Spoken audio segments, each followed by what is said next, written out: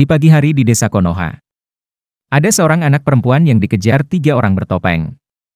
Anak itu menangis ketakutan karena diancam. Mendengar suara seseorang mau menolongnya. Anak itu terkejut melihat penolongnya berjalan aneh.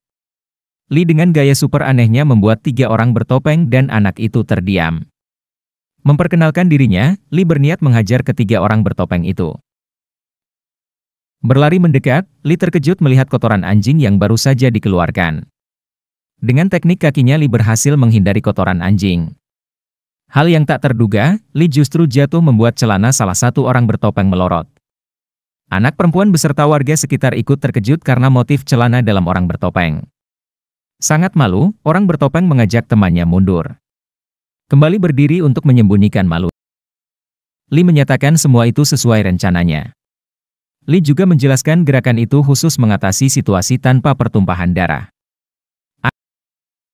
Anak perempuan tersebut kagum pada Li. Berlagak seperti pahlawan menyelamatkan putrinya. Tenten muncul dan memukul Rock Li. Bersama Neji, Tenten marah karena Li pergi meninggalkan misi.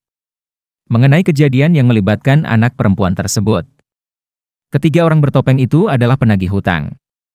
Ingin membantu anak ini. Li bersedia membantu dan akan menjadi sosok pahlawan penunggang kuda hitam. Tenten memukul Li karena salah mengucapkan kuda hitam yang seharusnya kuda putih.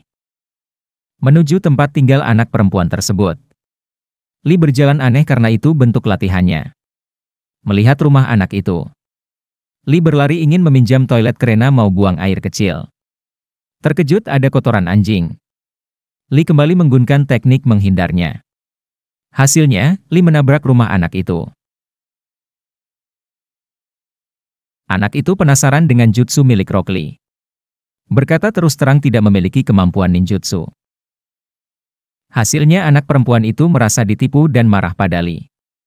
Mengibaratkan dirinya seperti seekor babi yang tidak bisa terbang hanyalah seekor babi. Li dipukul Tenten. Merasa dirinya tidak berbohong, Li menyebut dia sendiri yang jatuh ke pelukannya. Anak itu melempar tekonya pada wajah Li yang mirip Gai. Akhirnya Li diusir dari rumah anak itu. Sedang bersedih, anak itu membuka pintu dan marah mengira Li yang mengetuknya. Ternyata 3 orang bertopeng dan bos mereka yang membawa senjata yang muncul. Di tengah ketakutan anak perempuan itu, Li muncul dengan teko milik anak itu dan memutarnya mengenai wajahnya.